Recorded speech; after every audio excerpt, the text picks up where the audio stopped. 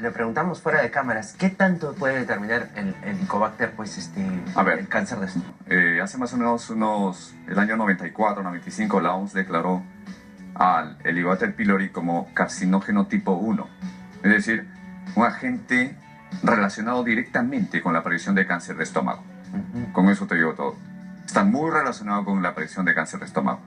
Más o menos los cálculos que se han hecho de la incidencia de cáncer gástrico en las personas que son infectadas por esta bacteria es más o menos de casi un 0.1%. De cada más o menos 1000 personas, una persona que tiene esta bacteria va a desarrollar un cáncer gástrico a lo largo de su vida. Que muchos podrían decir es una cifra mínima, inferior, pero no. No, es bien elevada, es bastante alta, ¿no? Si eso lo trasladamos a lo que son millones, pues vamos viendo yo lo que es ya un efecto bastante alto en la población.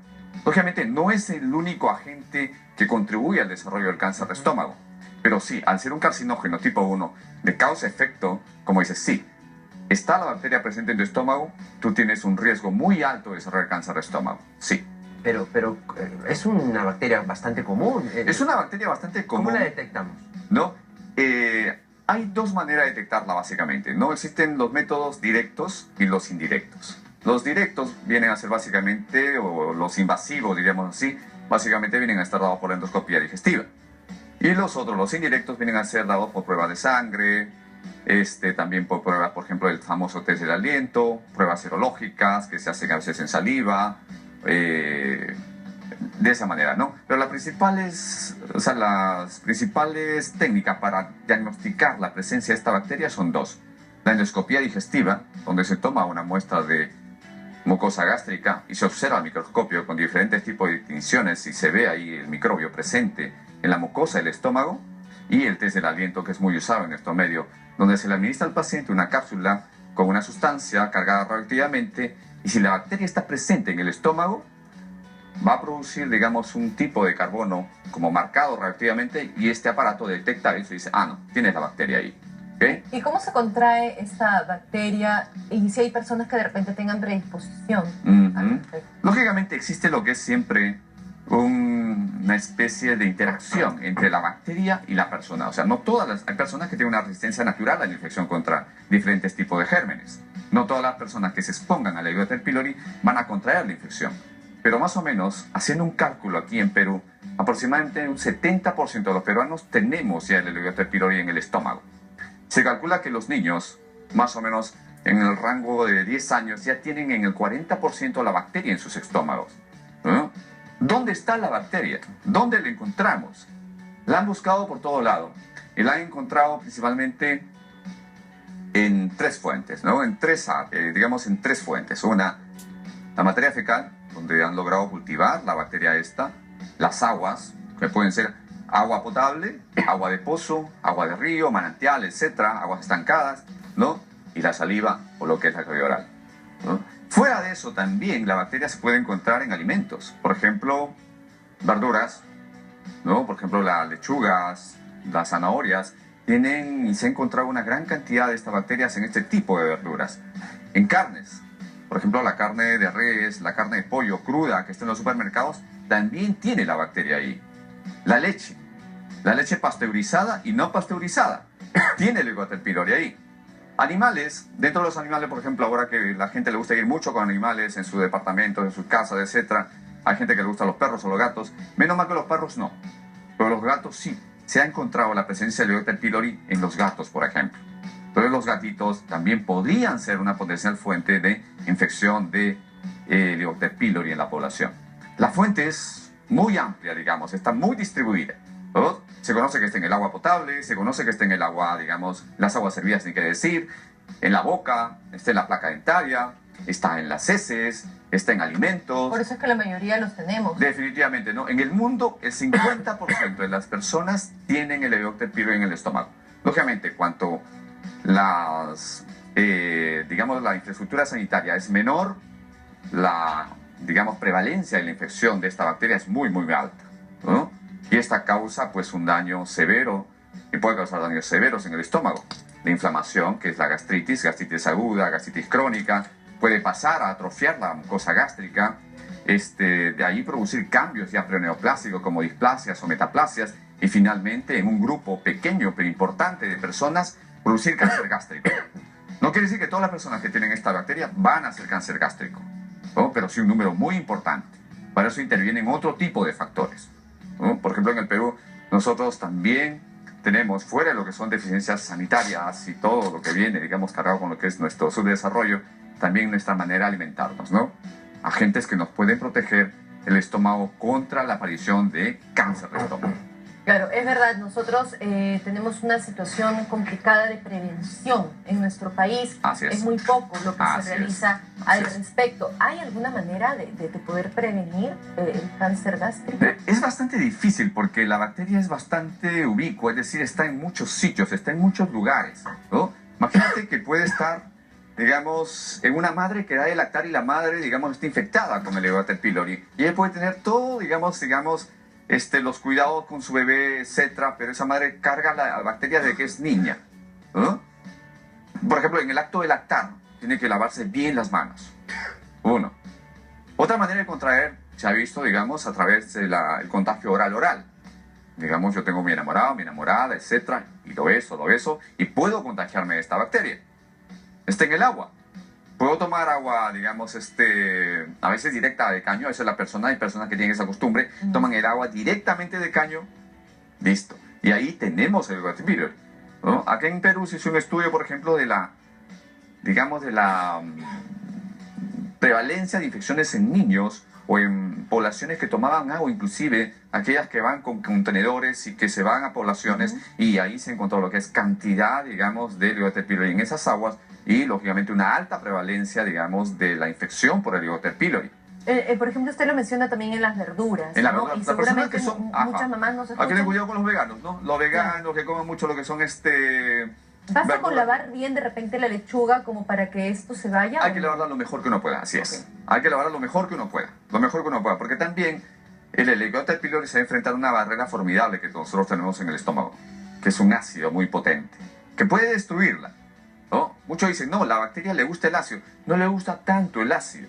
Lo que pasa es que sabe esconderse bien detrás de la mucosa del estómago, y ahí es donde empieza a producir todo un fenómeno inflamatorio. Por lo tanto, tampoco es que exagerar, o decir, bueno, ¿sabes qué? Entonces yo no como lechuga, no como verdura, no como esto, no tomo leche. No, pero sí las medidas de higiene son importantes.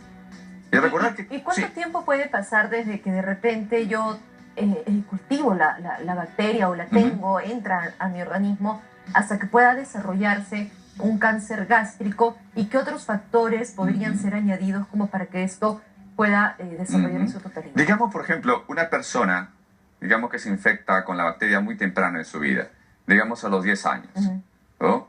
Más o menos estamos viendo que el pico de aparición de cáncer gástrico en el Perú cada vez es más y más precoz, más temprano.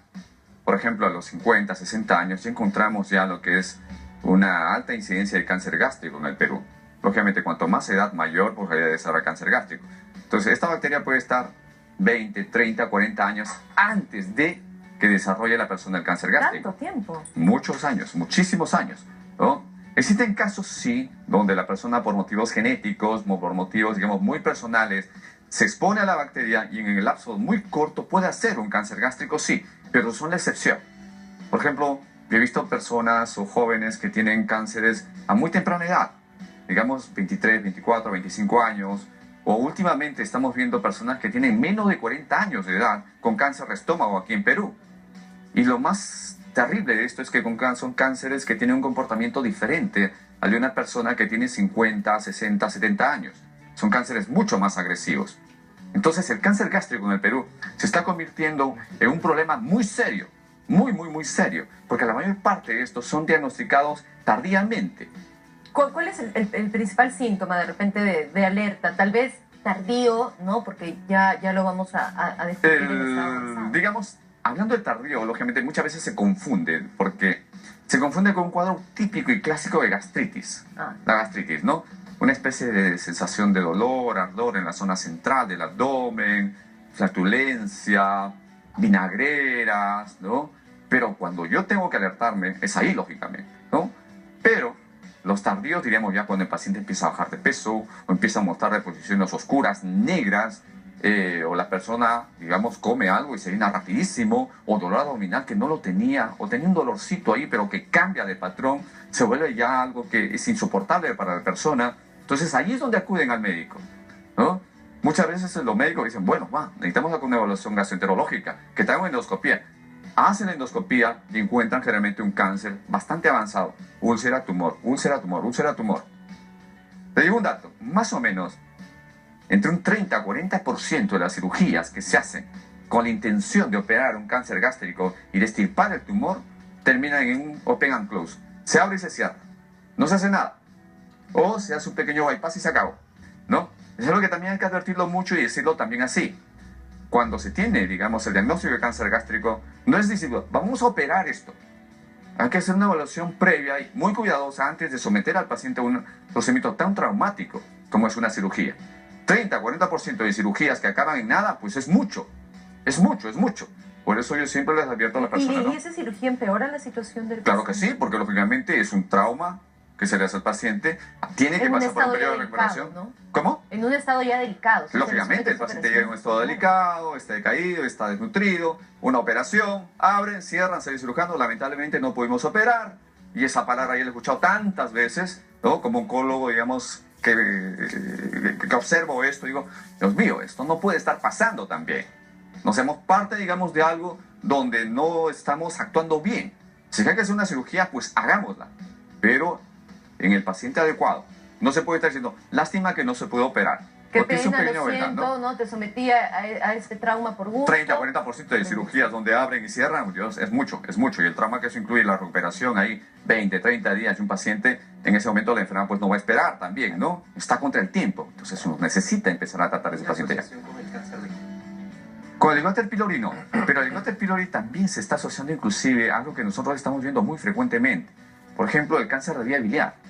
Los cánceres de vías biliares, ¿no? Por ejemplo, cáncer de vesícula biliar o cáncer de las vías biliares, se está relacionando o se ha relacionado ya con la presencia del Helicobacter pylori también. Porque no solamente infecta el estómago, puede estar a nivel del duodeno, a nivel de las vías biliares, ¿no? Antiguamente también esto se relacionó mucho con la infección con la salmonela. Por ejemplo, las personas que tenían antecedente tifoidea, la vesícula biliar se convierte como un reservorio de salmonela y eso produce una inflamación crónica, etc. Pero también actualmente se está viendo que puede haber una relación con el cáncer de vías biliares y es un cáncer que es muy frecuente en Perú. Es muy, muy frecuente en Perú. El cáncer de vías biliares, cáncer de vesícula biliar, es muy frecuente. Lógicamente, la principal causa de cáncer de vesícula biliar, digamos, en el medio se asume que es la presencia de una inflamación crónica de la vesícula biliar que supuestamente es causada por una bilis litogénica. Una bilis que produce, digamos, piedras, cálculos. Pero la pregunta va más atrás. ¿Qué hace que esa bilis se vuelva litogénica? ¿Una infección? Helicobacter pylori, salmonela, todo eso. Y tenemos mucho cáncer de vesícula biliar también en nuestro medio. Y cada vez hay más. ¿No? Muy bien. Muy bien, doctor. Antonio Camargo, muchas gracias por... No, gracias, Igor. Gracias, Maricel. Gracias a usted por darme la oportunidad de llegar al público el día de hoy. Muchas gracias. Gracias.